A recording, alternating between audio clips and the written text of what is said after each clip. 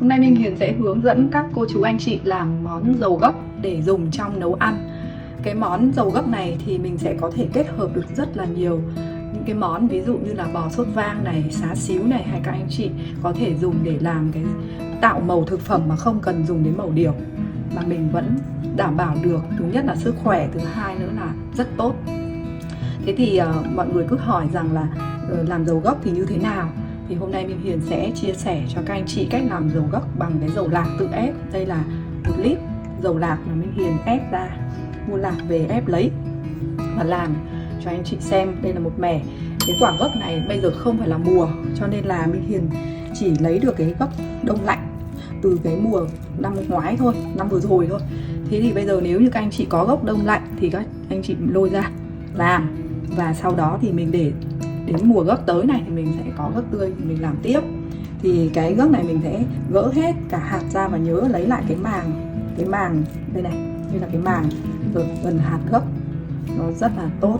Thì cái gấc này thì có nhiều món ăn, như là thường thì Việt Nam mình hay dùng là nấu xôi gấc, nhưng mà xôi gấc thì ăn nhiều thì nó cũng béo và không phải ai ăn được. Nhưng nếu mà làm dầu gấc và phối hợp với món ăn thì những người bị bệnh ấy, hoặc là những người mà ăn để phòng ngừa bệnh thì rất là tốt. Thế mà Minh Hiền đến bây giờ thì hay ăn dầu gấc nhiều, và năm nay gần 50 rồi nhưng mà cũng không phải dùng kiểu đeo kính nữa, mà chỉ có luyện là nhìn mặt trời thôi. Thì vẫn làm trên internet hơn 10 năm rồi, mà mắt vẫn là sáng và tốt. Dầu gấc thì chứa rất là nhiều những hoạt chất sinh học quý, đặc biệt là beta carotene, nó là tiền vitamin A, lycopene, vitamin E và các axit béo không bão hòa và các chất chống oxy hóa mạnh.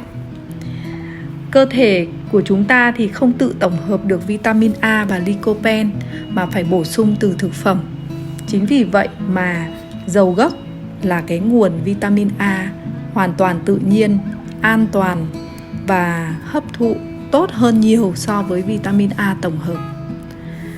Và dầu gấc thì rất hữu ích trong việc hỗ trợ phòng bệnh mãn tính, tăng cường thị lực, làm đẹp da và chống oxy hóa tế bào. Ngày trước thì cứ nấu cháo thì các bác sĩ hay khuyên là cho trẻ em ăn dầu gấc để bổ sung vitamin A. Nhưng bây giờ mình thấy rằng là không chỉ trẻ em mà phụ nữ mình trong độ tuổi mà tiền mãn kinh hoặc là không có tiền mãn kinh đi chăng nữa thì cũng cái dầu gấc có rất nhiều vitamin E, rất là tốt cho phụ nữ, da khô, nám sạm, tàn nhang, thì mình có thể bổ sung vào để ổn định cái nội tiết tố. Sau khi mà ăn dầu gấc thì da dẻ lúc nào cũng hồng hào và bổ máu, rất là tốt. Rồi còn người lớn tuổi mà bị mờ mắt, mỏi mắt nữa thì sử dụng dầu gấc thường xuyên, 1 tuần 3 lần, cái thị lực rất là tốt và đỡ mỏi mắt, đỡ chảy nước mắt và ngủ ngon hơn. Nó chống khô mắt ý các bạn. Thế cho nên là luôn luôn có một cái lọ dầu gấc trong gia đình nhà mình để phối hợp với những cái món ăn truyền thống của Việt Nam, để mình thay thế những cái màu thực phẩm đi. Nó làm được rất là nhiều món ngon. Có thể là các bạn trộn vào cháo súp cho trẻ này, trộn salad này, rồi các bạn có thể làm các cái món xá xíu cho trẻ em, rồi món sốt vang, món bò hầm. Nói chung là rất là nhiều món mà mình có thể sử dụng cái dầu gấc để thay thế cho những cái phẩm màu công nghiệp hoặc là dầu điều ở ngoài, và lại vừa tốt cho sức khỏe nữa. Thì bây giờ các anh chị sẽ cho 1/2 ở cái chai dầu này, tức là 1/2 lít vào cái phần gấc này. Thì mình sẽ chưng cái nước 1 nhá. Chưng nước 1 xong bắt đầu mình chắt cái nước 1 xong rồi mình lại lấy nửa lít này để mình chưng nước 2. Thì như thế mỗi một lần chưng là khoảng từ 40 đến 45 phút nha các anh chị. Bây giờ mình sẽ chuẩn bị một cái chảo để đi chưng. Bây giờ mình sẽ chuẩn bị cái chảo ở trên bếp và mình đặt nhiệt độ thấp thôi, nhiệt độ trung bình từ 3 đến mức 3 đến 5 phút, và mình sẽ cho cái dầu lạc vào. Đây là dầu lạc tươi ép. Tại sao mà mình lại dùng dầu lạc? Tất nhiên là mình sẽ không dùng dầu công nghiệp rồi. Dầu công nghiệp thì hydro hóa rất là nhiều, và mình sẽ chỉ dùng dầu ép thôi. Thế thì các anh chị có thể dùng mỡ lợn cũng được, nếu như mà nhà mình mà ăn mỡ mà không có người bị bệnh. Còn những người mà gia đình mà có người bệnh, ví dụ như là liên quan đến tim mạch, cái LDL cao, triglycerid cao, thì các anh chị nên dùng dầu lạc, vì nó có rất là nhiều axit béo không no, rất tốt cho tim mạch. Thế và đây là cái phần gốc thì mình sẽ cho vào, mình trưng.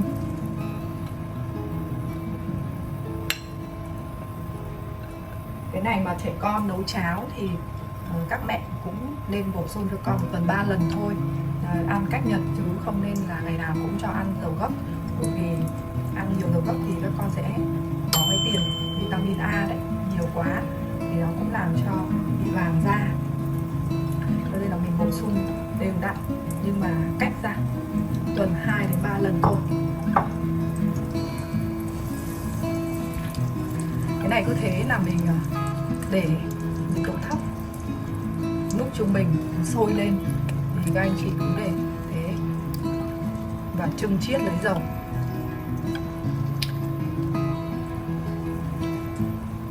Nếu mà nhà mình mà không có dầu lạc thì mình dùng mỡ lợn mình thắng lên, mình chưng với gấc, sau đó thì mình để tủ lạnh ăn dần thì cũng còn tốt hơn là mình dùng dầu công nghiệp để mình chưng. Cho nên là Minh Hiền vẫn cứ khuyên các anh chị là nên tự làm để cho con ăn, cho bố mẹ già ăn, rồi cho mình ăn, cho cả gia đình. Và 1 năm Minh Hiền thường là chỉ chưng 2 lần thôi. Mỗi một lần chỉ cần một mẻ như này là các anh chị ăn rất lâu rồi, không phải nhiều khi cứ nghĩ ngại, nhưng mà mình làm cũng ăn được rất lâu thời gian, chứ không phải là cứ ngày nào mình cũng làm thì mình sẽ ngại. Ở đây là 1 năm cứ đến mùa gấc là mình làm, và sau đó mình mua để cấp đông. Khi mà cấp đông thì mình dùng để nấu sôi này đấy, rồi là nấu chè đấy. Nhiều khi mình cứ kết hợp các cái món ăn đó cho dễ ăn. Khi mình chưng xong cái bã gấc này mình xay ra mình làm pate gấc cùng với hạt đấy, cái pate chay, hay là mình viên với cả cái vỏ, cái bã của dầu lạc đấy, mình ép ra rồi, thì còn cái bã thì mình có thể mình trộn với đậu phụ các thứ để mình làm chả chay các thứ, có nhiều món lắm nên mình hay tận dụng được. Đấy, bây giờ các anh chị cứ để như này, nó sẽ sôi liu riu lên, và mình để tầm 45-50 phút thôi là mình sẽ lọc để chiết lấy cái nước bột. Nếu mà bắt đầu điểm trung bình này, nhiệt độ trung bình mà các anh chị thấy là sôi đều hết rồi thì mình sẽ cho về nhiệt độ thấp nhất. Thì bây giờ các anh chị nhìn thấy gấc đã sôi mà Minh Hiền vẫn để nhiệt độ trung bình nhá.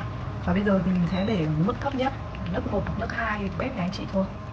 Và sau đó thì mình sẽ chưng, thỉnh thoảng mình sẽ đảo lên để cho nó đỡ bị xém ở dưới. Mình sẽ đảo lên, thỉnh thoảng mình đảo lên. Và cứ như thế này mình nhiệt độ nhỏ chưng thôi, chỉ mất thời gian thôi, chứ còn mình không nên thốc cái nhiệt độ cao lên, bởi vì nhiệt độ cao lên thì là cái gấc nó sẽ bị biến chất, nó không có còn chất dinh dưỡng nữa. Đây là mình để mình chưng ra để thu hoạch lấy dầu gấc.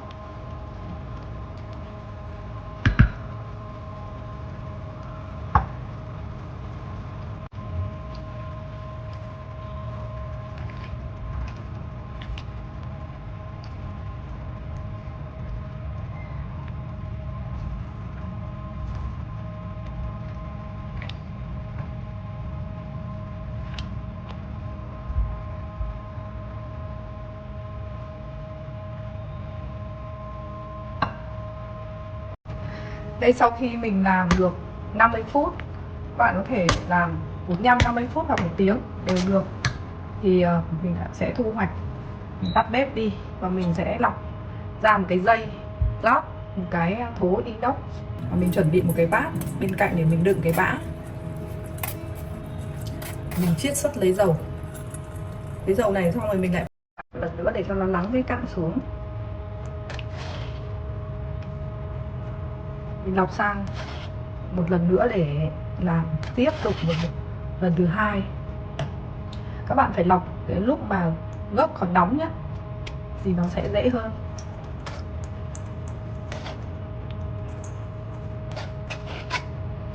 là mình thu hoạch cái dầu nước một.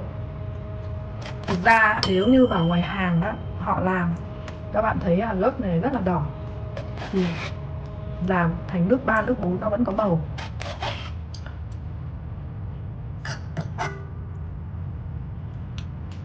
Mình cứ từ từ mình lọc cho đến hết.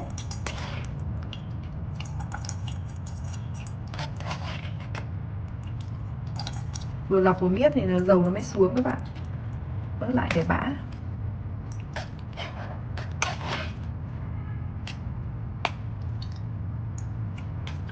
Một cái bẻ gốc này mình làm ăn rất là lâu, gia đình ăn rất lâu. Còn cái bã thì làm được rất là nhiều thứ.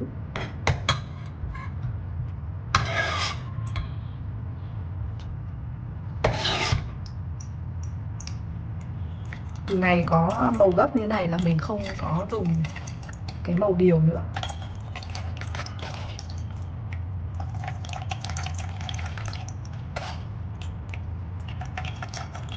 Hôm mình rang cơm, rang hải sản ấy, mình cũng cho vào, nó màu nó đẹp lắm.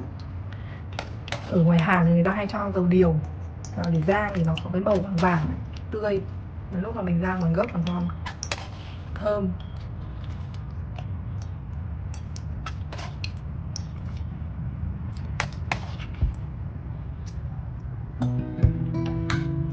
Cứ như thế là mình sẽ lọc cho đến hết luôn.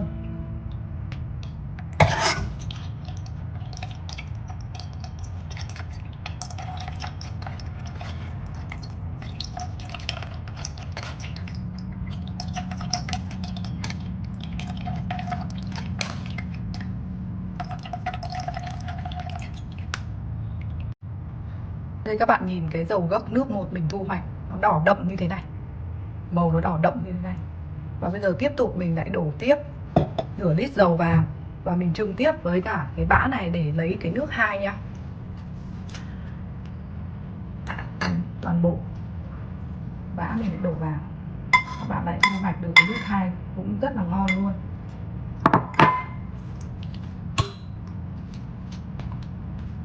Nếu mà các bạn muốn thu hoạch nước 3 nữa thì mình sẽ chỉ đổ nửa cái lít dầu này, 1/2 cái nửa lít này thôi, tức là 250ml thôi. Đó. Và sau đó mình vớt lại một nửa để mình thu hoạch nước 3. Thì như thế thì nó sẽ đặc cái dầu gốc của mình hơn. Vẫn nhiệt độ nhỏ, các bạn để. Sau đó đảo tiếp tục tầm 50 phút nữa. Nếu mà 3 lần là mình sẽ mất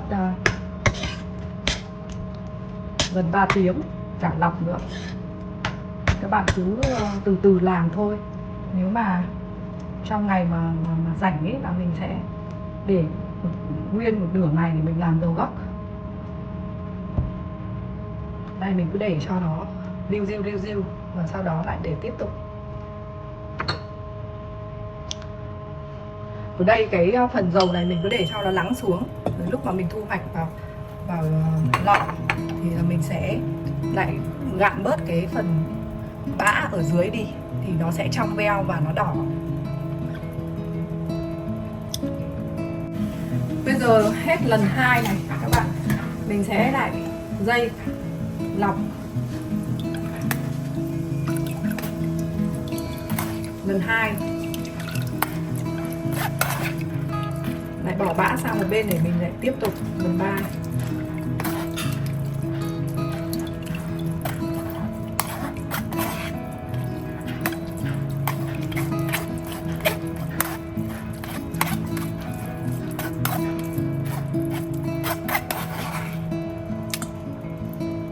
Thế các bạn lọc cho đến hết, xong rồi lại lấy cái bã tiếp theo cho nốt dầu vào. Đến lần thứ 2 nó vẫn rất là đỏ thật, đỏ đẹp lắm. Thì các bạn cứ đi mua cái dầu gốc ở siêu thị, nó nhạt, màu nó nhạt, có được tí gốc thôi. Đây là mình làm gọi là gần như là nguyên chất này.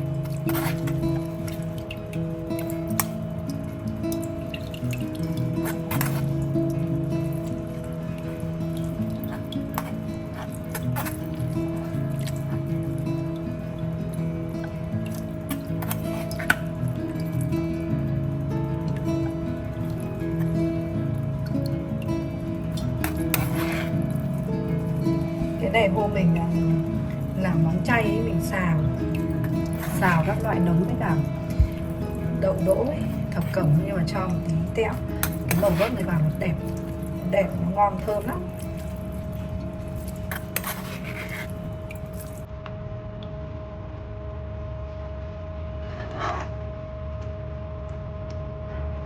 Như thế là mình làm đến hết.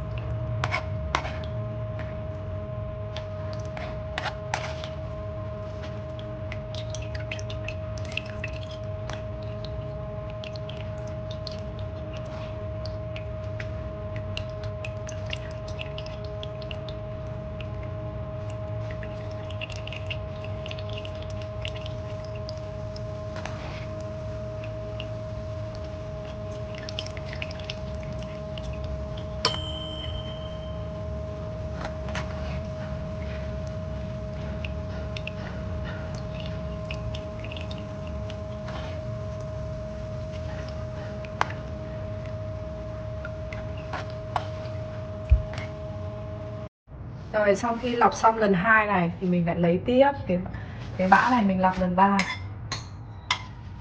Mình lại đun tiếp theo cái lần 3. Cho nhiệt độ thấp xuống. Thấp nhất nhé các bạn. Liu thôi, lại cho đốt một nửa cái chai dầu này, tức là 250ml.